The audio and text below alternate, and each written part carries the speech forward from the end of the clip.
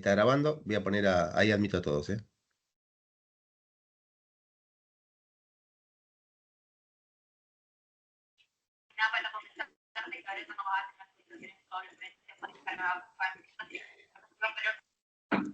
Ahora sí, pero vamos a pedir que apaguen los micrófonos. Hola, buenas tardes. Ahí, gracias, Estela. Bueno, gracias. Hola, muy buenas tardes. Creo que ahí están ya apagando los micrófonos. Yo esa parte no la estoy pudiendo ver, pero bueno, ya estamos entonces.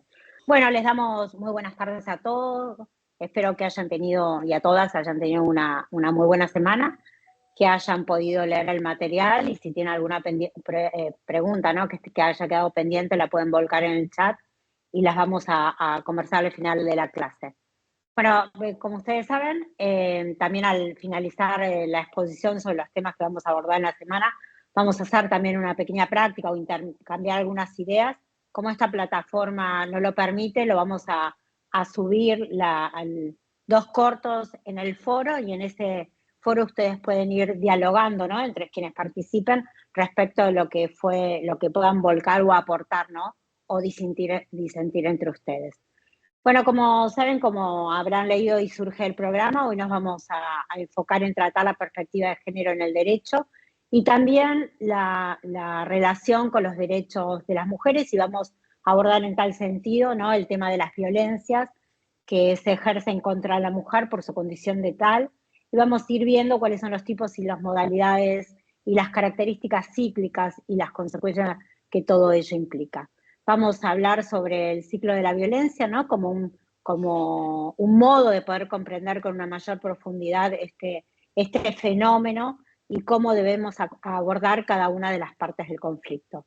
Y también vamos a incursionar, ¿no? En este camino que recorre la mujer una vez que decide contar esta situación de violencia en la que se encuentra inmersa, cuáles son estos obstáculos a los que va a enfrentarse, ¿no? Para poder dar a conocer cuál es su situación y vamos a dar en este sentido una mirada crítica, pero siempre constructiva de cuál es la intervención del Estado y en lo particular, ¿no? De quienes operamos sobre cada una de estas problemáticas, ello con la finalidad de poder repensar y poder mejorar e incorporar prácticas que siempre sean superadoras en nuestro trabajo cotidiano. También vamos a ver y vamos a abordar las diversas herramientas, ¿no? Para el abordaje del caso, ¿no? A través de las distintas disposiciones, programas, normativas o guía existente. Y vamos también, por último, a cerrar la clase incursionando sobre un tema que es tan conversado, tan hablado, pero a su vez que es tan invisibilizado como son los micromachismos. Entonces, para iniciar esta clase sí creo necesario que debemos retomar rápidamente algunos puntos que son los que tanto hice hincapié en la clase pasada y sobre que debemos fijarlos. Como ya vimos, las violencias que son ejercidas contra mujeres es una problemática social, es una problemática de grandes dimensiones que va a afectar de una manera sistemática a mujeres, niñas y ancianas por la sola condición de ser mujeres. Y está basada en esta relación desigual de poder o de dominio, por lo cual es una violación a los derechos humanos de las mujeres. Y por sobre todo tiene una direccionalidad que es muy clara, que es ejercida por hombres contra mujeres, niñas y ancianas, por esa condición de ser mujer. Y también dijimos en la clase pasada que la violencia es el medio del cual no se ha servido históricamente el patriarcado como para mantener este dominio del hombre hacia la mujer y es un fenómeno que va a afectar a todo tipo de mujeres independientemente del contexto social o el económico en que nos desarrollemos. Y como esta problemática que plantea la violencia es tan compleja, ¿no? La solución va a requerir de políticas y de acciones que deben ser coordinadas, ¿no? Y al que debe darse una mirada que debe ser abarcativa, ¿no? Desde una estrategia interseccional y multisectorial, y en la que van a tener una gran participación tanto el Estado como la sociedad civil en toda su amplitud. También recordamos que la clase pasada dijimos que la perspectiva de género en el análisis jurídico, ¿para qué sirve? Es que va a intentar combatir, ¿no? Estos argumentos que son tan estereotipados y que son indiferentes al derecho a la igualdad. Sostuvimos que esta realidad debe ser analizada con una perspectiva de género para desterrar todo este tipo de sesgos discriminatorios, ya que poco nos va a servir mejorar el acceso a la justicia si la justicia que se va a impartir no es imparcial por no poder visibilizar esta violación a los derechos de las mujeres y las disidencias.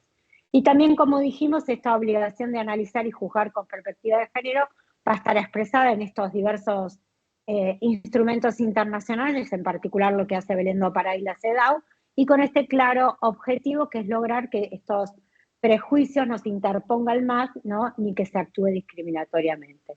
Y de ahí también dijimos la clase pasada que la magistratura no solo debe ser imparcial e independiente en la interpretación de las normas para su correcta aplicación, sino también que debe interpretarlas a la luz de los derechos humanos desde una perspectiva de género, bajo los principios de no discriminación por la condición de ser mujer o disidencias de sexo genérica, que no son otros más que los principios que son orientadores de todo ordenamiento jurídico.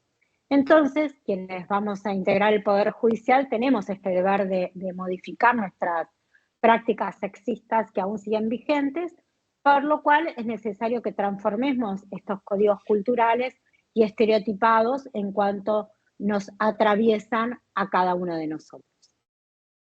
Ya hablamos también de los estereotipos, como esta visión estereotipada, ¿no? De lo binario va a influir definitivamente en todos los ámbitos que nos vamos a desarrollar. Y en este sentido, la Suprema Corte de Justicia, en el caso de Lucía Pérez, ha reiterado la que ya sostuviera en otros precedentes que ya datan del año 2019 y en el que va a reafirmar, ¿no?, que el empleo de estereotipos de género en el razonamiento de los jueces y juezas va a constituir uno de los obstáculos que impiden a las mujeres el ejercicio de su derecho a acceder a la justicia en condiciones de igualdad, y va a también conducir a descalificar su credibilidad y asignarles una responsabilidad tácita por los hechos que en definitiva son denunciados y juzgados. Una vez que se advierte, ¿no?, cómo van a influir los estereotipos en esta asignación de roles y jerarquías y cuáles son las consecuencias que ese pensar trae sobre nuestros actos, es ahí recién cuando podemos comenzar a trabajar sobre estas estrategias, ¿no?, para la erradicación de la desigualdad y la discriminación en pos de lograr el derecho a la equidad y a la igualdad. Así, en nuestra labor cotidiana debemos impedir entonces que se nos interpongan al analizar los hechos o los casos, esa división artificial entre lo público y privado, ¿no?, junto con estos prejuicios, estereotipos y asignación de roles que nos va a impedir o nos va a hacer que se dictamine o se resuelva, ¿no?, en forma injusta al momento de tomar decisiones. Y por eso es necesario, ¿no?, que estas decisiones que vayamos, o dictámenes que se pronuncien, o decisiones que se vayan a adoptar, ¿no?, que tengan un tratamiento igualitario en su abordaje y que tratemos de manera por igual a todas las partes del proceso. Cuando nuestra mirada no es con perspectiva de género, cuando no está presente en el análisis de un caso, muchas veces surge esa visión dicotómica, ¿no?, sexualizada y jerarquizada, que va a intervenir discriminatoriamente. Y cuando el Poder Judicial, que debe administrar justicia, no logra visibilizar la gravedad de estos hechos cometidos contra las mujeres, va a fortalecer esta idea que tales hechos son poco relevantes o van a dar lugar a esta impunidad y, consecuentemente, a la falta de credibilidad en nuestras instituciones. Cuando quienes integramos el Poder Judicial pensamos que la mujer debe ser de tal o de cual manera, que debe comportarse de una determinada forma, que debe vestir de determinada forma también, que debe cumplir determinados roles, va a provocar que cuando una mujer se aparte de esas creencias o de cómo debe ser o cómo debe comportarse, no se le atiendan sus reclamos, no se visibilice la violencia a la que es sometida. De ahí la necesidad de que juzguemos y actuemos con perspectiva de género. Recordemos que el derecho que está integrado por las leyes, ¿no?, que están formalmente promulgadas, se va a ver visto influenciado al momento de seleccionar o interpretar o aplicar estas. Y esto es sumamente importante destacar, ya que puede ser que no haya una discriminación explícita en estas leyes, pero sí se encuentra en la práctica. Por eso la noción que se tenga sobre el tema va a influir, ¿no?, en la adopción o no de estrategias que van a eliminar la desigualdad real. Y para ello hay que hacer este análisis interseccional, ya que las mujeres no somos, como ya ustedes saben, un sector o caracterización de la población, como pueden ser las indígenas, las personas pobres, las personas con capacidades diferentes, sino que estamos las mujeres incluidas en cada uno de estos grupos poblacionales, por lo cual tener perspectiva de género implica analizar la situación de las mujeres en relación a ese sector poblacional en que se encuentran y poder compararlas en contraposición con los varones de ese mismo grupo. Por otro lado, quienes nos desempeñamos en la magistratura estamos obligados a ejercer este control de convencionalidad de las normas internas. Esto surge muy claro del caso Hellman contra Uruguay. Por otro lado, debemos tener presente que quienes juzgan, ¿no?, deben cumplir con esta obligación constitucional y convencional, que son de promover, de respetar y poder proteger y garantizar bajo los principios del orden jurídico que hacen a los principios de la universalidad, de la interdependencia, de la invisibilidad y la progresividad respecto al derecho a la igualdad y a la no discriminación. Y en este sentido, la CEDAW y la Convención de Belén do Pará recurren a estas fórmulas específicas sobre los derechos a la igualdad de las mujeres y están enfocados en la no discriminación y el derecho a vivir una vida libre de violencia. CEDAW nos establece el deber de eliminar las diferencias arbitrarias que sean injustas o desproporcionadas entre mujeres y hombres en razón de su sexo o género, tanto en el acceso a la justicia como en los procesos y en las resoluciones judiciales. Y por su parte, Belén do Pará también, al señalar a la discriminación como uno de los elementos fundantes de la violencia, obliga a las autoridades judiciales que frente a un caso de violencia contra la mujer se establezcan procedimientos que sean legales, justos y por sobre todo eficaces. En cuanto al tratamiento puntual sobre la violencia que se ejerce contra las mujeres como violación de los derechos humanos, primero, para evitar interpretaciones erróneas, vale recordar que en el módulo que abordamos cuando hablamos de violencia de género, estamos hablando desde las violencias que se ejercen contra la mujer, que son perpetradas por razón de su género, conforme se desprende del texto de Belén do Pará, de CEDAW, de las recomendaciones del Comité de Seguimiento de la Convención, ¿no?, más aquello que fuera plasmado en las conferencias, la cuarta fundamentalmente de Beijing, en el año 95. Hay cuestiones que debemos tener en cuenta al abordar cualquier caso de violencia contra las mujeres, las que surgen de la interpretación de la Convención de Belén do Pará como de la Ley de Protección Integral, que es la ley nacional. Perdón. Ambas nos van a explicar la violencia contra las mujeres como una expresión de la violencia de género, como una violencia que debe ser leída en clave de las relaciones de jerarquía, que son socialmente construidas entre varones y mujeres y que están basadas en relaciones de poder. Pero, ¿qué entendemos por relaciones desiguales de poder? Es aquella que se configura por prácticas que son socialmente culturales e históricas, ¿no?, que están basadas en esta idea de inferioridad de las mujeres o por el contrario de la superioridad de los varones o en conductas estereotipadas de hombres y mujeres que van a limitar total o parcialmente el reconocimiento o el goce de los derechos en cualquiera de los ámbitos en que la mujer se desarrolle sus relaciones interpersonales. De ahí que se van a incluir tanto las conductas que se producen en el ámbito privado como en el ámbito público, sea en lugares de trabajo, instituciones educativas, en establecimientos de salud o en cualquier otro espacio.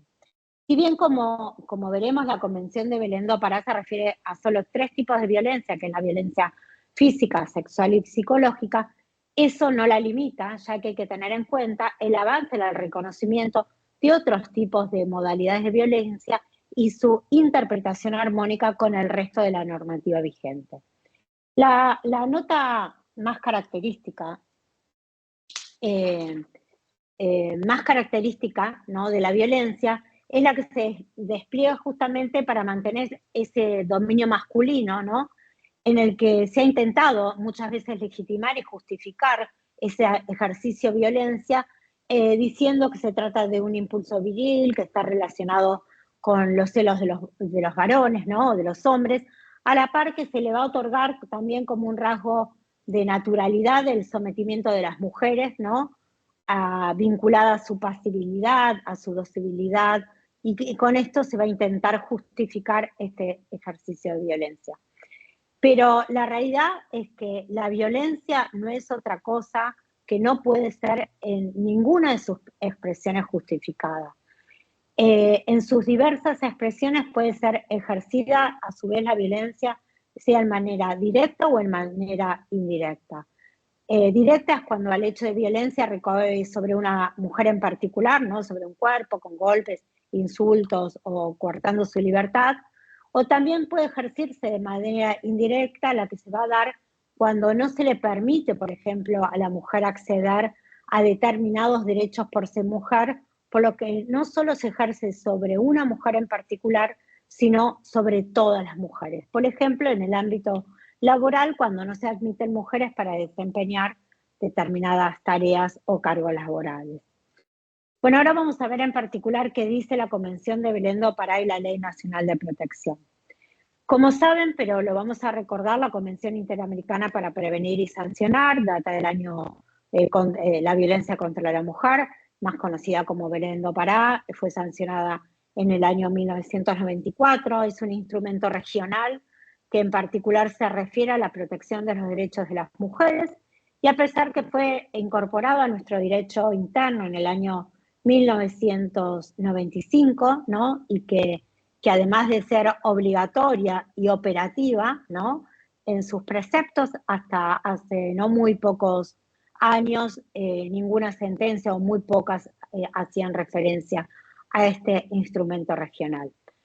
La Convención explica la violencia como una expresión de violencia de género, como una violencia que debe ser leída en clave de las relaciones de jerarquías, ¿no? Que está socialmente construida entre hombres y mujeres y está basada en estas relaciones desigual de poder. También identifica los distintos espacios donde puede ocurrir estos hechos de violencia y las distintas formas en que pueden darse, ¿no? Las relaciones interpersonales, esto sea en el ámbito público o privado, y afirma en su preámbulo que la violencia contra la mujer va a constituir una violación a los derechos humanos y a las libertades fundamentales que va a limitarla total o parcialmente a la mujer en el reconocimiento, en el goce y en el ejercicio de todos sus derechos y libertades.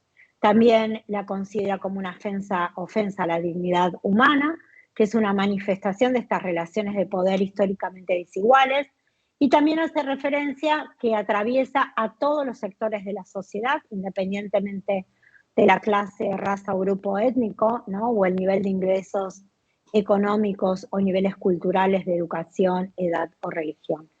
Considera en este sentido que la eliminación de la violencia es una condición indispensable, ¿no? Para el desarrollo individual y social y para la plena igualitaria participación de la mujer en todas las esferas de la vida.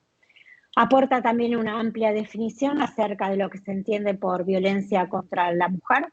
Pueden leerla de la Filmina o también de la propia ley, es muy clara en sus conceptos. Y esta definición sí cabe aclarar que parte de considerar que la violencia es uno de los mecanismos sociales principales por los que se fuerza a la mujer a una situación de subordinación respecto del hombre, y de que ahí algunas mujeres por esas condiciones particulares contextuales son más vulnerables a las violencias.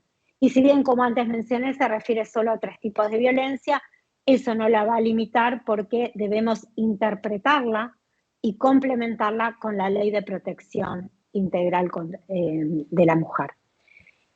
Y esta convención va a visibilizar 3 ámbitos, ¿no? Donde se puede manifestar esta violencia también, que sea en la vida privada, en la comunidad, o también por la que es perpetrada o tolerada por el Estado o sus agentes, sea cualquiera el lugar donde esta ocurra. Y si bien la convención va a limitar 3 escenarios, ¿no? El espíritu es que que no sea el espacio físico donde se realiza la violencia lo que la va a definir, sino las relaciones de poder, ¿no?, que se producen y la naturaleza de las relaciones interpersonales de las víctimas con sus agresores. Y va a incorporar como concepto que la violencia ejercida contra la mujer va a trascender el ámbito privado porque también la va a situar en el ámbito de la comunidad. Dejan claro que la violencia que se produce en el hogar es incumbencia del Estado, ya que antes se entendía que lo que ocurría dentro del hogar era cuestión de los privados, pero la Convención va a introducir que es una incumbencia del Estado. Y en cuanto a la violencia que es perpetrada o tolerada por el Estado, sus agentes, ¿no?, sostiene y señala que el Estado debe actuar y establecer procedimientos que permitan preservar tanto la seguridad pública como los derechos fundamentales de las personas.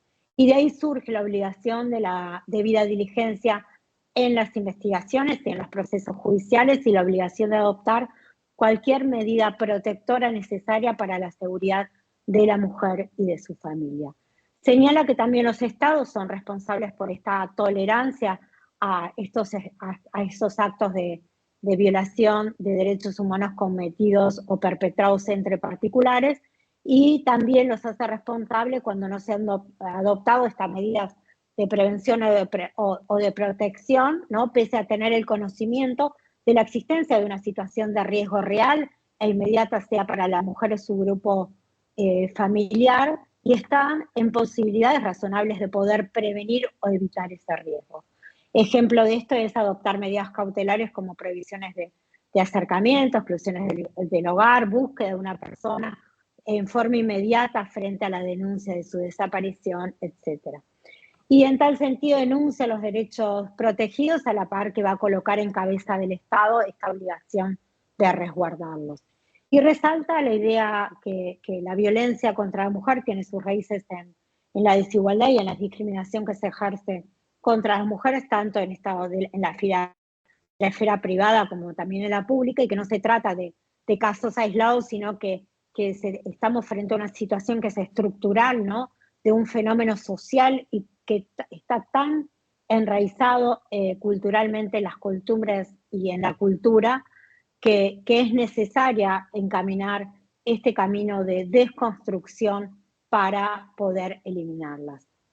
La Convención impone, como antes dije, deberes a los estados, y en este sentido compromete a que los estados condenen cualquier forma de violencia contra la mujer, pero también que adopten todos los medios apropiados y sin ningún tipo de dilaciones y políticas públicas necesarias tanto para prevenir, sancionar y erradicar la violencia.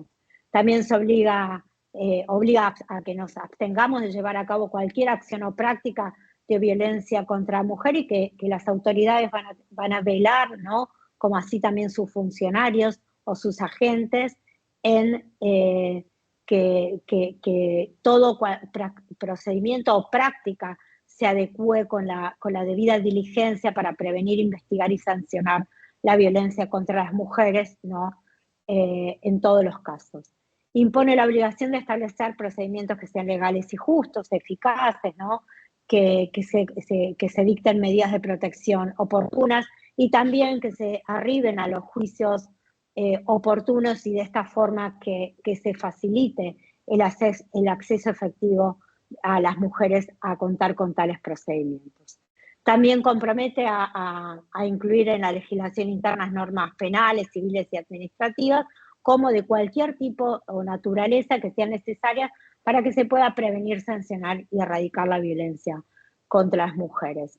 Y en este sentido impone el deber de respeto y el deber de garantía que le compete a los estados. La imposición de estos deberes y obligaciones es fundamental para que se pueda hacer realidad, ¿no?, el derecho de las mujeres a vivir una vida libre de violencia. Y entre estas obligaciones, como ya dijimos, es la de concientizar, la de sensibilizar y educar en materia de violencia contra las mujeres, y poder modificar esos patrones socioculturales en todos los ámbitos, ya sea en la población en general o como quienes ejercen los cargos públicos. Y en cuanto a la ley de protección, ¿no? Que, como antes dije, va a complementar la Convención de Belén do Pará. Cabe aclarar que es una ley que está expresamente dirigida a la protección de la violencia contra la mujer. En tal sentido aporta una amplia definición, ¿no?, de qué se entiende por violencia y cuál es el marco de protección de las mujeres, de las niñas, pues no se va a limitar solo a la violencia física, sino que también va a abarcar todo tipo y modos de violencia que se pueda ejercer contra la mujer. Hoy hablamos de violencias en plural, ya que existen múltiples tipos y modalidades en las que se manifiestan y están ampliamente reconocidas. Por ejemplo, antes la violencia digital no estaba expresamente establecida, ¿no? Quedando esas conductas comprendidas, por ejemplo, con algunas leyes complementarias, tales como las leyes contra delitos informáticos o la 26.904 de grooming. Pero hoy, mediante la sanción de la denominada Ley Olimpia, que data del año de octubre del año 2023, queda incluida dentro de la Ley 26.845. Enumera y define los tipos de violencia, ¿no?, con una mayor amplitud, como antes dije, que la Convención de Belén do Pará, y especifica sus modalidades. No solo se va a limitar a la violencia doméstica, sino que se amplía a todos los ámbitos en que la mujer se desarrolla, ya sea en el ámbito público, privado, y ahora, como dije, en el espacio también analógico digital, abarcando así también el ámbito institucional, el mediático y el laboral. Y como es obvio, también incluye aquellas violencias que son perpetradas por el Estado o por los agentes que la integran. Y esta ley va a garantizar a las mujeres en todos sus derechos, ¿no? Define en tal sentido también que se entiende por discriminación, ello de conformidad con las disposiciones de la otra convención, que es la Convención sobre la eliminación de todas las formas de discriminación contra la mujer. Por otro lado, también es una ley que decimos que es de orden público, es operativa, es decir, que es directamente aplicable en sus disposiciones generales en todo el ámbito del territorio de la nación, y cuenta también con disposiciones relativas a procedimientos tanto administrativos como judiciales, que esos sí son resortes, como saben ustedes, las jurisdicciones locales, salvo que adhieran expresamente al mismo, incorporándolo como un procedimiento propio. Es el caso de nuestra provincia de Buenos Aires, ¿no?, que adhirió a la ley, y si bien es cierto que los códigos de procedimiento son resortes provinciales, algunas normas que se contradicen con esta ley no deben ser aplicadas, ¿no?, referente a las normas de procedimientos provinciales, tales como, por ejemplo, la mediación que está prevista en el Código Procesal Penal, que no es aplicable, ¿no?, a ningún caso de violencia de género, y esto es así por este control de convencionalidad y la aplicación de Belén do Pará y la aplicación de la Ley de Protección Integral. Entonces, decimos que la ley también es transversal porque va a atravesar a todas las ramas del derecho, ya que previene y sanciona aquellas conductas que van a colocar a las mujeres en una posición subalterna al género masculino en todos los ámbitos en los que se produzca. Y como expresamente lo declara, va a garantizar todos los derechos reconocidos en los instrumentos internacionales. Bueno, como antes dije ya, o reiteré varias oportunidades, describe y clasifica los tipos de violencia que se pueden ejercer. Es un texto muy claro en cuanto a estas definiciones y los conceptos que va a aportar sobre cada uno de los tipos de violencia, por lo que no voy a darlas aquí en amplitud, ¿no?, de la propia ley, pero sí me interesa, ¿no?, que pueda resaltarle algunos puntos que a veces son mal interpretados. Por ejemplo, si bien el abuso físico es posiblemente la forma más reconocible de violencia y que provoca en muchos casos daños físicos, ¿no?, dejando lesiones que son visibles, también lo son aquellos otros que no dejan estas lesiones visibles, como por ejemplo los empujones, las bofetadas, puñetazos o puntapié, las escupidas, los tirones de cabello, ¿no?, son también violencias y es abuso físico. Respecto de la violencia psicológica, también hay que tener en cuenta que los medios de los que se vale pueden ser también para ejercer este tipo de violencia, como por ejemplo el acoso, el hostigamiento, el control, la humillación, las amenazas, la manipulación o el aislamiento, son mecanismos de violencia psicológica que a veces no son tan fácilmente advertidas. Incluye en este sentido todo tipo de coerción verbal, los insultos, ¿no? La vigilancia constante, ¿no? Estas cuestiones de exigencia de obediencia o de sumisión, de persecución, es decir, todo aquello que causa un perjuicio en la salud psicológica y en la autodeterminación o en el desarrollo de un proyecto personal de las mujeres. Por medio del abuso emocional se va a lograr esta subordinación o esta sumisión que va a llevar a destruir la autoestima, y muchas veces ello no es percibido por terceros. ¿Por qué? Porque se ejerce de una manera muy sutil. La violencia sexual también es comprendida por estas acciones que van a vulnerar el derecho de las mujeres, por ejemplo, a decidir voluntariamente acerca de su vida sexual o su vida reproductiva, ¿no? Sea a través de amenazas, de coerciones o cualquier tipo de uso de fuerza o intimidación. Y en este caso incluye el abuso sexual, sea aún en parejas estables, ¿no? O en parejas ocasionales, o también cuando no se consiente respecto sobre alguna práctica en particular y sí sobre otras. Por ejemplo, implica violencia sexual cuando se acuerda la utilización de preservativos y ello no es utilizado en la práctica sexual. Eso significa que hay violencia sexual. En cuanto a la violencia económica o patrimonial, también es cuando se menoscaba, ¿no? De alguna forma los recursos económicos, cuando se ejerce cualquier tipo de violencia o dependencia económica, o cuando, por ejemplo, hay una menor paga por tratarse de ser una mujer. En cuanto a la violencia simbólica, también, ¿no? Hablamos de los patrones estereotipados, pero también se destaca que para su transmisión se pueden utilizar no solo los medios de comunicación, las propagandas, sino también las redes sociales, ¿no? Más allá también de que se puedan reproducir a través de la educación formal, ¿no? O familiar, cuando se utiliza un lenguaje sexista que va a invisibilizar o subordinar a las mujeres. Por ejemplo, ejemplos de violencia simbólica que se ejerce dentro del matrimonio es cuando la mujer es relegada a tareas domésticas o de cuidado, a las que no se le va a otorgar un valor económico y las va a colocar entonces en una posición de subordinación respecto del hombre. En cuanto a las modalidades en que se manifiesta la violencia, ¿no? Los tipos de violencia pueden ser múltiples, ¿no? Y están también comprendidas por la ley, por ejemplo, la violencia como modalidades, la violencia doméstica, institucional, la laboral, contra la libertad reproductiva, la mediática, la violencia digital o telemática, contra la mujer en espacios públicos, como es el acoso callejero, y la violencia pública política también.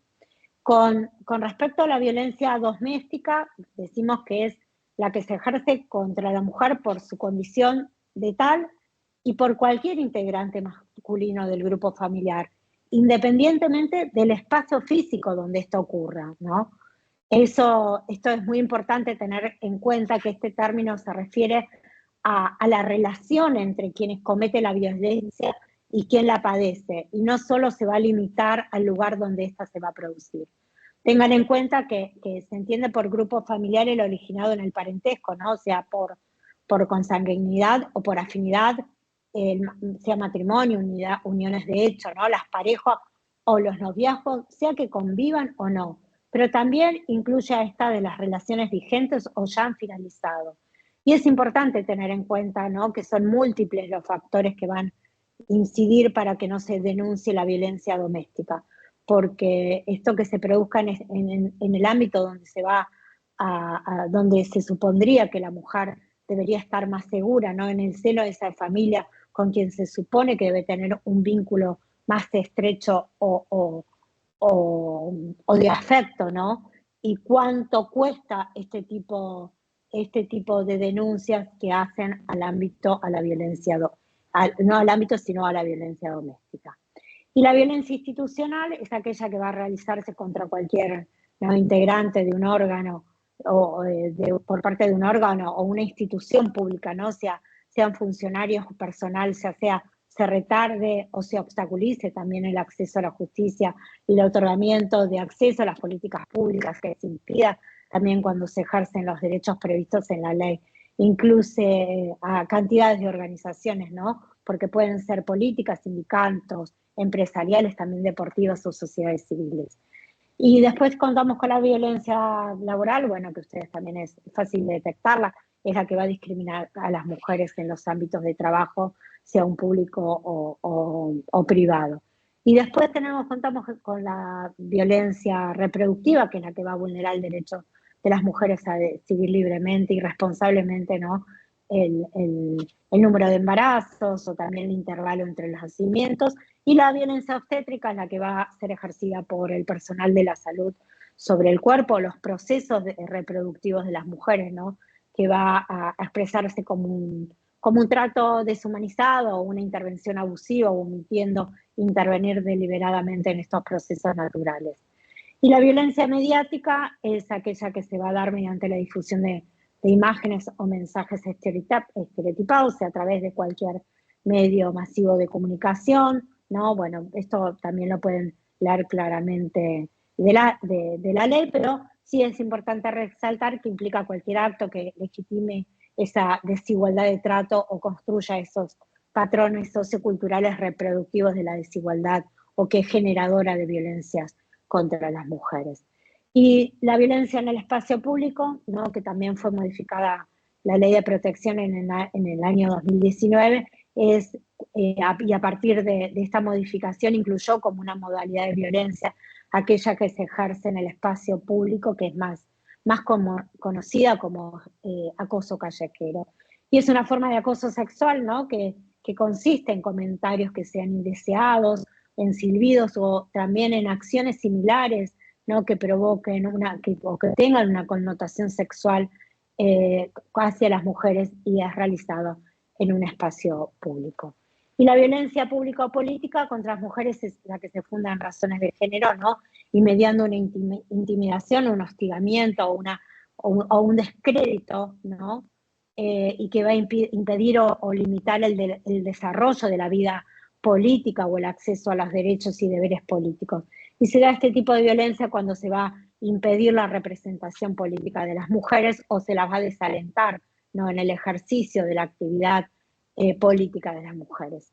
Y esto puede también ocurrir en cualquier espacio de la vida pública y política, sean en instituciones estatales, pero también en recintos donde se lleva a cabo la votación, en partidos políticos, pero en organizaciones sociales o en asociaciones, en sindicatos, ¿no?, medios de comunicación, etc. Y por último contamos con la violencia digital o telemática, ¿no?, que es la que he comentado, que es introducida como artículo en el artículo sexto en el inciso I por la ley 26.485 al momento de la sanción como la ley Olimpia, por la cual se protege la dignidad, la reputación y la identidad en los espacios digitales. Esta ley va a definir qué se entiende por violencia digital o telemática, que también los invito a que la lean de la propia ley.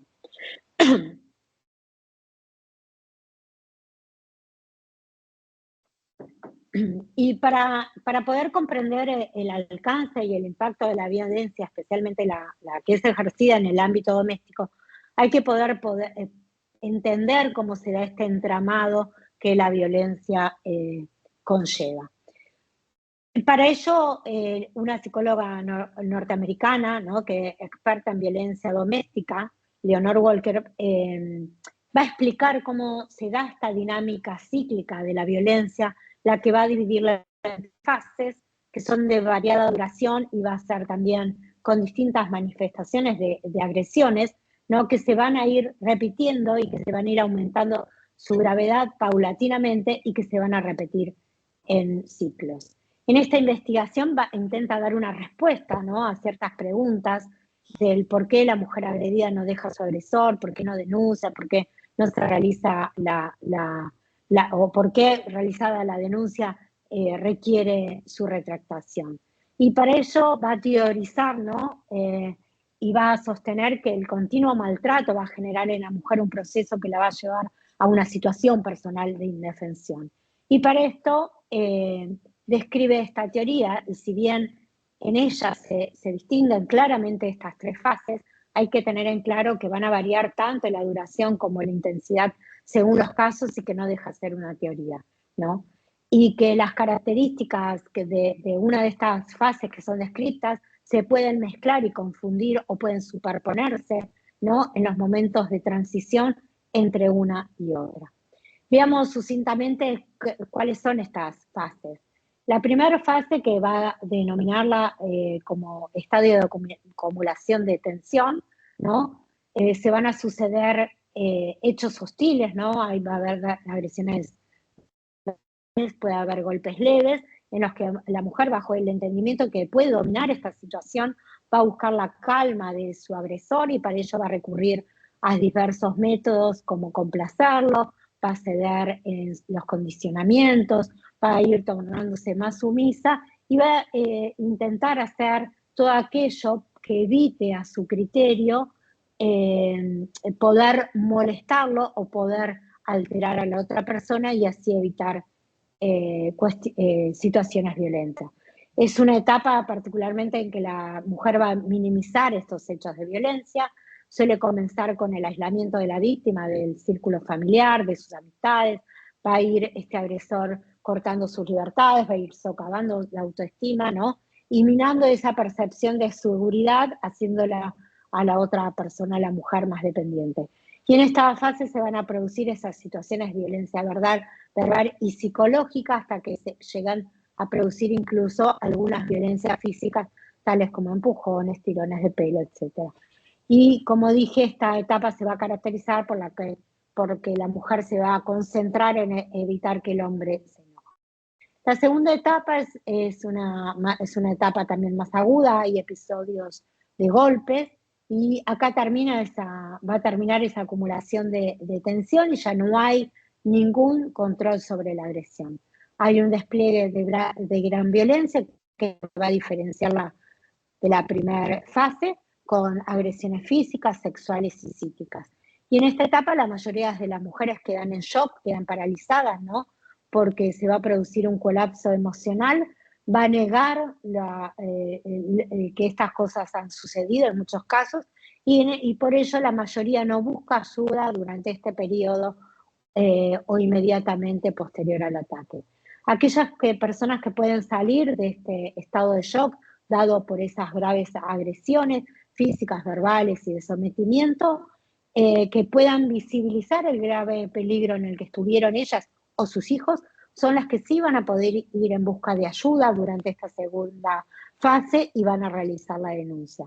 A la par también que el hombre violento generalmente se concentra al final esta etapa en justificar su conducta, ¿no? Recriminándole a ella que fue quien lo ha provocado. Y en la fase tercera, que es la de arrepentimiento, es la fase de reconciliación o denominada también de luna de miel, el agresor se va a mostrar arrepentido, es una etapa en donde por lo general la mujer agredida, si hizo la denuncia, va a desistir de realizarla o va a intentar regresar con el agresor si antes lo había abandonado. Pero en otros casos sucede todo lo contrario en esta etapa, ¿no? Porque es cuando la mujer se siente más fuerte para poder escapar de esta relación violenta al advertir, vuelvo a decir, ese peligro que corrió ella o su grupo familiar. Esta fase se caracteriza por el arrepentimiento y el despliegue de conductas de afecto del agresor hacia la mujer. El hombre pide disculpas, hace demostraciones de sentirse culpable, promete que nunca más van a suceder esos sucesos de violencia y también intenta y despliega demostraciones de afecto, pero si ve que la mujer no se ve conmovida, también hace intervenir a terceros para que convenzan a esa mujer que no los deje, que sin ella no puede vivir, e incluso en muchos casos llega a amenazar con quitarse la vida si son abandonados. Durante el transcurso de esta etapa es también donde se va a retractar, en algunos casos la mujer de la denuncia formulada, como también abandona esta idea de separación. De esta situación de retractación es lo que luego iremos viendo. Por ello, una vez que la mujer logra pedir ayuda, bueno, y así es como finalizan, digamos, estas 3 fases que denominamos teóricas, a través de las cuales se atraviesa el ciclo de violencia.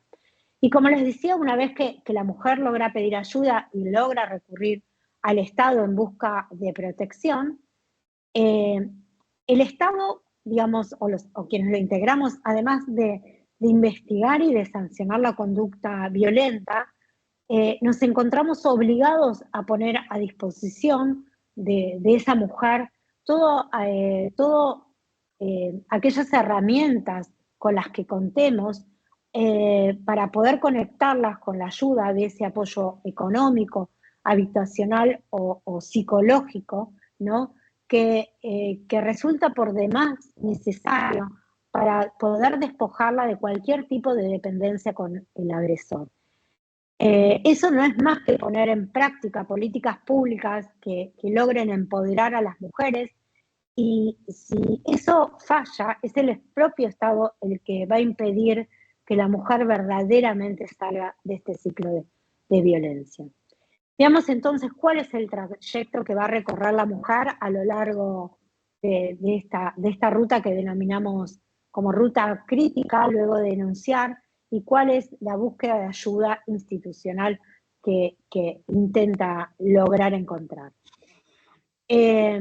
Este recorrido que denominamos como ruta crítica es entendido como esta secuencia de decisiones y de acciones que son tomadas y ejecutadas por una mujer para poder enfrentar la situación de violencia y las respuestas que va a encontrar en su búsqueda de ayuda y de contención. La ruta va a empezar con la decisión y la determinación de denunciar. Son múltiples los factores que van a impulsar a una mujer a buscar ayuda, ¿no? A obtener justicia, pero es un camino en que la mayoría va a encontrar múltiples dificultades para poder llevar adelante esa decisión. Lo primero que tenemos que tener en cuenta es que cuando una mujer denuncia, cuando va a contar situaciones tan íntimas y personales a un desconocido, es porque busca realmente ayuda y busca dar con un acceso a la justicia. A menudo esta decisión de denunciar va a generar cambios y quiebres en su vida cotidiana, no solo de la víctima directa, sino también del grupo familiar. Muchas veces se producen mudanzas, la pérdida de trabajo, va a provocarle una inestabilidad económica, va a sufrir amenazas a su integridad física, ¿no? o de su familia, va a recibir en muchos casos recriminaciones por el encarcelamiento del agresor, reclamos familiares, y todo eso lo va a colocar en una situación, ya era vulnerable y la va a colocar en una situación de mayor vulnerabilidad.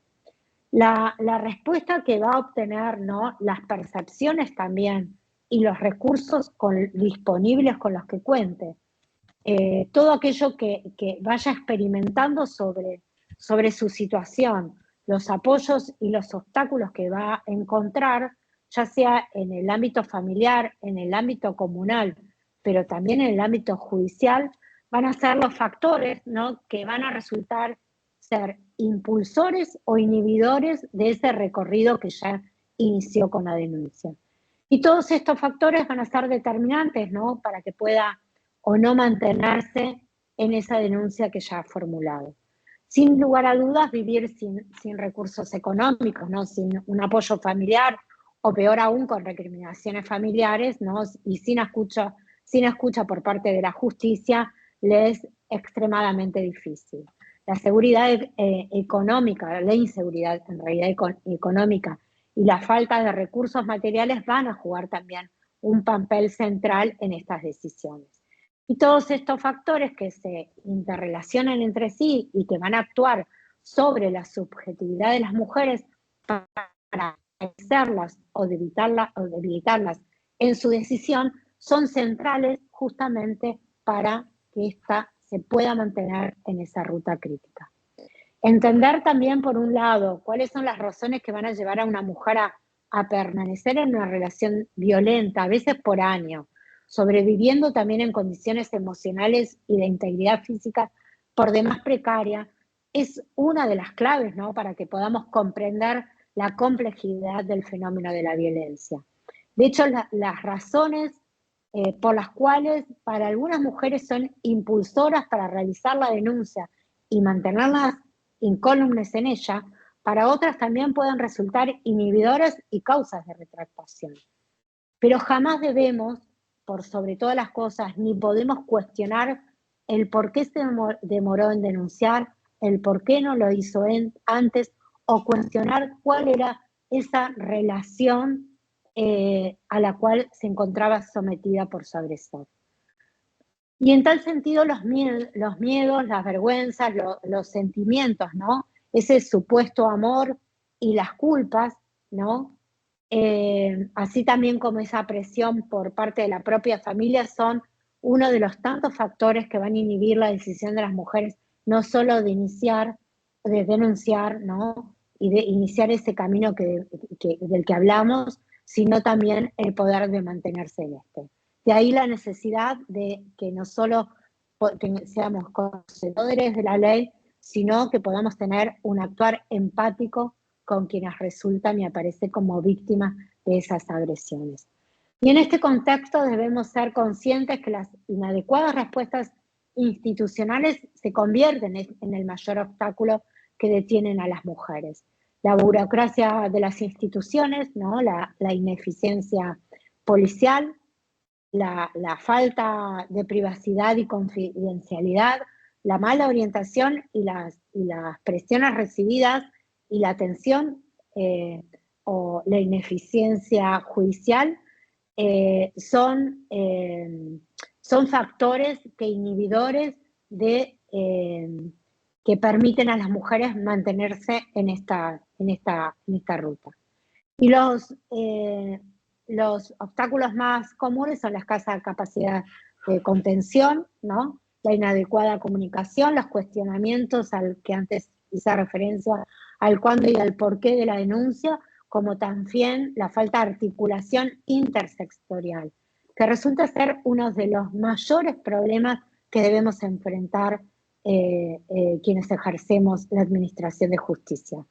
Es fundamental la articulación intersectorial en cuanto a justicia de familia y justicia penal, como también los otros organismos públicos y las ONG. La falta de políticas públicas tendientes a empoderarlas económicas y emocionalmente para salir de la situación son otros de los factores que quebrantan a las mujeres. Todos estos obstáculos pueden ser superados si quienes operamos la temática, como quienes nos dedicamos o se dedican al diseño de políticas públicas, intervienen desde todos los ámbitos con perspectiva de género, sin dejar de desconocer que también es necesario con la adecuada asignación de recursos para poner a disposición de estas mujeres las adecuadas herramientas que hacen a la obtención de subsidios, refugios, acceso al empleo, etc. Pero no nos podemos quedar con esto de que no se cuenta con políticas públicas adecuadas en asignación presupuestaria y justificar en eso nuestra inadecuada o ineficiente actuación. Ay, disculpen.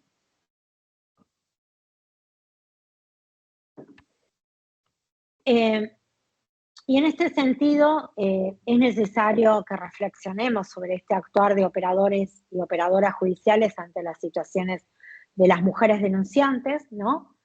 Y qué es lo que sucede luego de haber denunciado y cuando solicita y haber primero requerido medidas de protección y luego se retracta y solicita el cese de aquellas medidas.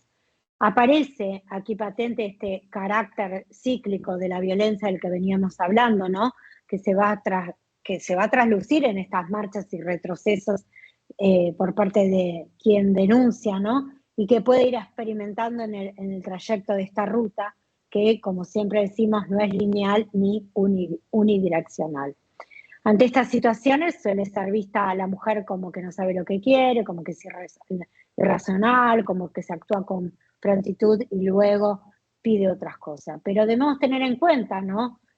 Cuando suceden estas cosas, esa situación de violencia en la que se encuentra o que se encontraban inmersas estas mujeres y estas características generales de muchas veces de querer violentar, de justificar al violento, ¿no? Cómo se atribuyen la culpa por esos hechos y estas dificultades para cortar ese vínculo y cómo va a influir y cómo va a atravesar el patriarcado en todas estas cuestiones.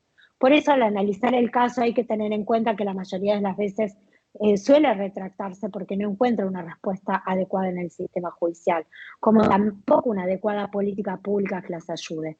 Pero esa retractación, aun cuando se mantenga, cuando no se pueda hacer reflexionar sobre esas cuestiones, no impida que las causas no deban seguir tramitando aún con la retractación. Por eso siempre es tan importante tener en cuenta el contexto de género en que las mujeres se encuentran inmersas y ese contexto nos va a facilitar para continuar con el adecuado abordaje del caso a pesar de estas retractaciones. Y en tal sentido, muchísimos casos nos encontramos frente al inadecuado control del cumplimiento de las medidas de seguridad cuando se dictan las faltas de programas de abordajes integrales, ¿no? Que nos permitan esa contención para las pero también para sus hijos e hijas u otros familiares. Y en este sentido tenemos que tener en cuenta que se le pide que denuncie, que confíen en un sistema, ¿no? Que son fuertes y pueden mantenerse a lo largo de todo el proceso, pero por otro lado se advierte que muchas veces no se la atienda en sus necesidades, ¿no? O son maltratadas inclusive con algunos cuestionamientos en muchos casos. Y en este sentido, por eso es tan indispensable y por eso hacemos tanto hincapié que es necesario asesorar, comprender y acompañar, ¿no? A la mujer que ha dado ese primer paso hacia la denuncia. Debemos desde nuestros diferentes lugares ayudarla en ese análisis de la situación en la que se encuentra, particularmente ministerios públicos, fiscales, asesores y peritos, ¿no? Y de poder hacer un abordaje interdisciplinario y coordinado, tanto del propio Poder Judicial, ya que pueden intervenir, como antes dije, los distintos foros en el abordaje de un caso, evitando se adopten medidas aisladas o descontextualizadas o aún contradictorias, como así también con el Poder Ejecutivo para poder acercarle esas políticas públicas, ¿no? Y poder ayudarlas en su objetivo de lograr una vida libre de violencia y más segura. ¿Y qué pasa cuando desde el propio Estado se ejerce violencia por la inadecuada atención de las víctimas? Como ya dije, la violencia institucional está definida en la Ley de Protección, ¿no? También el decreto reglamentario establece que el acceso a la justicia obliga a ofrecer a las mujeres víctimas de violencia todos los recursos necesarios, ya sea en el orden administrativo o en el judicial. ¿Para qué? Para que se le garantice ese efectivo ejercicio de sus derechos.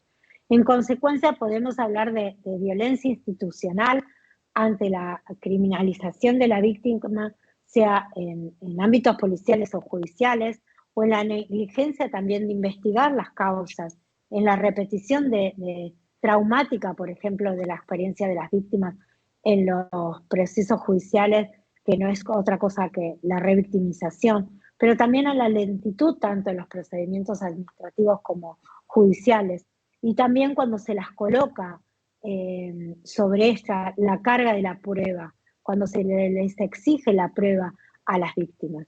Todo aquello que va a constituir obstáculos para sancionar la violencia ejercida o para entorpecer o inhabilitar la salida de las mujeres de esa situación de violencia puede implicar violencia institucional. Y por todo esto que llevo dicho, es fundamental que debamos revisar nuestras prácticas judiciales. Cumplir así con la obligación de actuar con perspectiva de género, ya que sin lugar a dudas el Poder Judicial puede proteger y empoderar a las mujeres que acuden en la búsqueda de reponer sus derechos que fueron conculcados. Por el contrario, una mala apreciación de los hechos denunciados o de las leyes aplicables puede hacer que quienes ejercen sus derechos sean quienes violen sus derechos sean quienes tramiten las causas, la investiguen o las juzguen. Quien interviene tiene la obligación de analizar los hechos teniendo en cuenta la particular situación de vulnerabilidad como la evaluación de la situación de riesgo en que se encuentran las mujeres. Debemos tomar conciencia que la falta de coordinación entre los órganos de distintas competencias que toman intervención sobre un mismo caso provoca múltiples trámites, múltiples resoluciones que terminan siendo inadecuadas o incompletas y inclusive contradictorias. Por ello se impone este abordaje interdisciplinario sobre el que tanto queremos hacer hincapié. En cuanto a las medidas de protección, muchas se adoptan de manera estandarizada, es decir, sin tener en cuenta las particularidades del caso y sin contemplar cuestiones vinculadas a las cuestiones familiares, como la tenencia de las hijas e hijos, como la vivienda, como a los alimentos. A ello se suma también la falta de seguimiento y de supervisión de la ejecución de las medidas que fueran dictadas, desentendiéndose en muchos casos quien las dicta, el juzgado que debería estar a cargo de la situación, más allá de la formalidad de su dictado. Es decir, que no nos debemos quedar con disponer una orden de previsión, sino que debemos estar al tanto de su seguimiento. Otro punto de relevancia es la falta o inadecuada información y o asesoramiento que se le brinda a las mujeres víctimas. Al respecto, si bien no se trata de una ley específica sobre violencia de género, resulta por demás relevante y debo mencionar que desde el año 2021, desde enero del 21, está vigente en todo el ámbito de la provincia de Buenos Aires la ley de víctimas, que es la 15.232, que garantiza a las víctimas de delitos el derecho al asesoramiento, asistencia, a la representación y a la protección en todas las etapas del proceso, incluida en la etapa de ejecución de la pena. La víctima debe, desde el inicio, ser oída y puede optar por ser notificada, comparecer o ser escuchada previa a la toma de cada decisión. Y de cada decisión hablamos sea de medidas de protección, de medidas de libertad, de cese, prisiones preventivas, etc. Esto es obligatoria en el ámbito penal, la escucha a las víctimas. Más allá que las víctimas deben ser escuchadas en todos los fueros.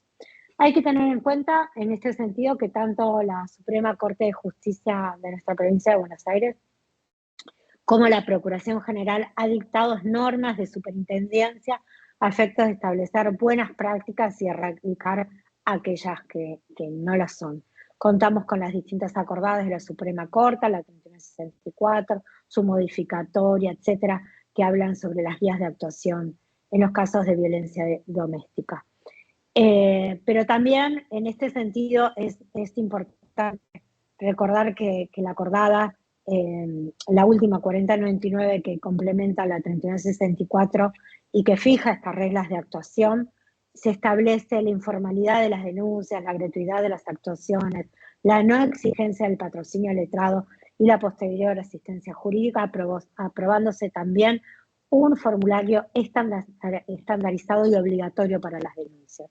Y también regula los procesos de competencia entre los juzgados de paz, los juzgados de familia y la obligación de continuar los trámites ante los distintos órganos que intervienen al momento de adoptar las medidas urgentes y también establece las reglas de articulación de los juzgados de garantías, la justicia de paz y cuando se vinculan a cuestiones de violencia laboral, también aborda en esta acordada. Y también les debo recordar que contamos con una guía para juzgar con perspectiva de género que ha sido elaborada por la Suprema Corte de Justicia, la cual debe estar tenida en cuenta al momento del abordaje de cada uno de los casos. Un tema que, bueno, damos por hecho que todo este material es obligatorio, de todo este material de que he hecho mención es obligatorio en su extensa lectura. Un tema de actualidad y sobre el que se habla es sobre las masculinidades. Cómo es el abordaje del hombre que ejerce violencia. Si bien el propósito, claro, de este curso no está encaminado a este análisis en particular, sí es oportuno hacer algunas precisiones para que lo podamos tener en cuenta. Ya hablamos sobre los procesos de sociabilización y cómo es su impacto, y cómo desde esta temprana edad se nos va a sociabilizar, en particular a los varones son sometidos a estos procesos de aprendizaje por el cual van a internalizar cómo deben comportarse, cómo deben vestir y actuar para ser estereotípicamente hombres, para cumplir con ese modelo de masculinidad que les es asignado. Y dentro de ese encorsetamiento, ¿no?, se encuentra su virilidad, esa fortaleza física, su rol de proveedor de familia, su dominio, ¿no?, y el ejercicio de esa fuerza para imponerse. Y esto marca la forma de que va a relacionarse no solo con otros hombres, sino también con las mujeres, a quienes también se las va a definir culturalmente en oposición bajo ese modelo de femineidad, debilidad e inferioridad. Y este modelo de masculinidad hegemónica en base a las desigualdades de poder entre hombres y mujeres, sobre las que tanto hacemos hincapié que debemos desterrar, ¿no?, tiene su expresión más brutal en la violencia de género. Y si bien este modelo ha entrado claramente en crisis, porque estamos hablando sobre estas cuestiones, por el surgimiento también de nuevas masculinidades, dados los costos emocionales y físicos que ha acarreado ser hombre según ese modelo tradicional, ejemplo de ellos es este paulatino involucramiento de las últimas generaciones de los varones en la crianza de los hijos e hijas, y esta incipiente incorporación de las mujeres a cargos jerárquicos, no hay que perder de vista algunas cuestiones. Que siempre estamos en presencia de un incremento de hechos de gravísima violencia extrema que son perpetrados contra las mujeres, que podría fundarse en esta resistencia de algunos hombres a la pérdida de ese dominio y de ese poder patriarcal dado a la vigencia de esos estereotipos. Y que estos cambios también han dado lugar a lo que se denomina los micromachismos, entendiéndose como formas más sutiles de ejercer el dominio y violencia que pasan en muchos casos inadvertidas por su sutileza y que muchos hombres ejercitan sobre las mujeres de manera consciente o inconsciente, aun cuando su discurso exprese o pretenda ser que ellos también intentan erradicar las cuestiones de violencia y hablan sobre igualdad. Un ejemplo en la pareja es aprovecharse de esta relación afectiva y la confianza de la mujer para manipularla emocionalmente, imponiéndole tareas de cuidado fundado en que sea una buena madre, una buena esposa o en algunos casos desarrollos personales ya que no lo necesita por ser sostenida económicamente por ese varón. Hay una cantidad de ejemplos más que podríamos dar sobre de los micromachismos. Y al abordar la temática de masculinidades también debemos recordar que el hombre no es naturalmente violento, sino que esto tiene que ver con estas construcciones sociales y culturales de lo que significa ser hombre, de la que tanto he hablado. Esa masculinidad impuesta puede llevar a la ira y esa agresión, donde esta violencia se convierte en un mecanismo de compensatorio, un mecanismo por el que se cree restablecer ese equilibrio masculino de afirmación a sí mismo y afirmarle al resto acerca de su masculinidad. Al responder esto al mandato de la insensibilidad, de la falta de emocionalidad, va a provocar la distancia emocional, ¿no?, con sus actos violentos, entendiéndolos como un medio de obtención de su fin, que es mantener ese dominio. Por ello, quienes se han dedicado a estudiar este tema, entre quienes hemos citado en extenso en el paper, es Kaufman, que sostiene que para poder poner fin a este ejercicio de violencia por parte de los hombres no solo se debe empoderar a las mujeres, sino que deben desafiar y desmantelarse esas estructuras de poder y privilegio de los varones que en definitiva es como se podrá poner un fin implícito al permiso del uso de violencia. Redefinir estas masculinidades desmantelando las estructuras sociales de género y trabajando desde la temprana edad con niños, ¿no? Y con los actuales hombres sobre las emociones y los sentimientos como la compasión, el amor y el respeto es la que va a poder poner este post de igualdad e eliminación de la violencia. Estos valores de amor, respeto y compasión son cualidades claramente que nos deben competir tanto a las mujeres como a los varones. Actualmente hay distintos modelos de tratamientos de hombres que ejercen violencia, ¿no? Y que se han hecho un lugar dentro de las políticas públicas para el abordaje de la violencia de género. Algunos de estos modelos de tratamientos que se encontraban tan vigentes a todo lo largo del país hoy han sido desarticulados. En la provincia de Buenos Aires, estos modelos de tratamiento siguen vigentes. Por último, tengamos en cuenta que machismo no es sinónimo de hombre, que es un comportamiento que han perpetuado de forma errónea tanto hombres como mujeres, ¿no? Y consiste en minimizar o incluso anular a las mujeres. Por otro lado, antes hice mención a la micromachismo, que es una palabra que hoy está en boca de casi todo el mundo. Podríamos decir que son gestos sexistas, ¿no? Pero no dejan de ser machistas, algunos de ellos muy sutiles, que van a ayudar o van a perpetrar los roles de género, que no es otra cosa que el machismo. Me adelanté y les dije que micromachismos son formas sutiles de ejercer dominio y violencia, pero en definitiva, por más que sea sutil, no deja de ser violencia. Muchas veces, como mencioné, inadvertidas por esa sutileza y son ejercidas sobre las mujeres siempre en forma consciente o inconsciente. Como, por ejemplo, aprovechar esta dependencia afectiva y de confianza. Y quizás podríamos decir que estos micromachismos son el eufemismo, ¿no? Que usa el patriarcado para hablar de situaciones que en realidad son machistas, porque son obstáculos, ¿no? Y también resistencias para la igualdad con las mujeres en lo cotidiano. En lo doméstico se identifica con esas pequeñas imposiciones o abusos de poder de los varones en esas relaciones de pareja, pero también se dan en lo laboral y en todos otros ámbitos. Con esto vamos a dar hoy por concluida la clase en lo que hace al aspecto teórico, más allá que ahora vamos a ver si hay alguna pregunta o cuestiones para formularlas. María Pía, sí, perdóname, no te quise sí. interrumpir, pero perdimos tu imagen hace un rato ya, ¿eh? Ay, Dios mío. No sé Ahora, si es porque tenés baja señal, pero no te vemos. qué raro, yo acá veo todo, pero Sí, bueno, no te vemos. no sé, No, bueno, si me te han escuchamos escuchado perfecto, correctamente.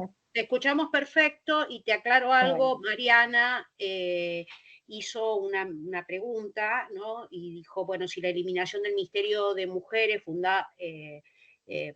digamos que se disolvió, es una condición, es una situación de violencia que violenta, digamos, los tratados internacionales y la ley de protección integral. Yo le contesté en el chat que era uno de los insumos con los que contábamos para lograr la igualdad, entre otros que tenemos, ¿no? Y bueno, vos aclaraste recién que este sigue vigente en la provincia de Buenos Aires. Exactamente, en la provincia de Buenos Aires se sigue trabajando, obviamente sigue vigente el Ministerio de las Mujeres, de hecho es quien certifica la capacitación de todos los funcionarios, no solo que integramos el Poder Judicial, sino de los 3 poderes de Estado, sigue interactuando con las políticas públicas, de hecho y de paso aprovecho, yo ya no integro la Comisión de Género de la Suprema Corte de Justicia, porque no represento más al Colegio de Magistrados de la Provincia de Buenos Aires en ese ámbito, pero sí soy invitada siempre a las reuniones como académica asesora a los miembros de la Corte, Y en este sentido, la Suprema Corte de Justicia de la Provincia de Buenos Aires, a través de esta Comisión de Género, sigue interactuando en las mesas ampliadas con el Ministerio de las Mujeres. No me quiero inmiscuir en las cuestiones políticas que podríamos decir, el ejercicio de violencia o no, pero lo cierto que en su momento la creación de los ministerios de las mujeres, no solo en primer lugar hacía al gran reconocimiento como una cuestión de interés hacia el Estado argentino, de la situación de violencia en la cual se encontraban inmersas y atravesaban muchísimas mujeres, sino que se estaba trabajando sobre políticas públicas para su erradicación. Así que bueno, la respuesta te la ha dado Alejandra y yo la complementaría con estas cuestiones. Nosotros seguimos utilizando spots, por ejemplo, de comunicación que eran promulgados por el propio Poder Ejecutivo, que hacía campañas de concientización de qué cosas significaban violencia contra las mujeres, situaciones que antes había muchísimas mujeres o la sociedad en sí que no las comprendía como tales, que estaban naturalizadas. Entonces, el Estado tiene la obligación, a través de la firma y la suscripción de los tratados internacionales, a cumplir con la prevención, la erradicación de los hechos de violencia, sí. Formas de prevención hacen a todo lo que es las políticas del Estado, entre ellos los ministerios vinculados a las mujeres. Y como les decía, que los micromachismos, creo que con eso me extendí un poquito más y completé la pregunta. Como también antes les decía, y bueno, lamento que no me vean, o sí, que no sé. No te vemos. Bueno, la verdad que lo voy a solucionar para las próximas clases, me voy a ir a otro lugar, evidentemente la semana pasada tuve todo con 4G, evidentemente mi señal, algo ha sucedido que no me permite el soporte de mantener lo virtual la primera vez que nos sucede. En este curso quizás el sistema que utilizamos, que es el Teams, es lo que lo impide, así que bueno, la idea es que nos podamos ver. Para mí es importante y por eso siempre pido la participación con las cámaras, pero bueno, algún inconveniente estaría teniendo.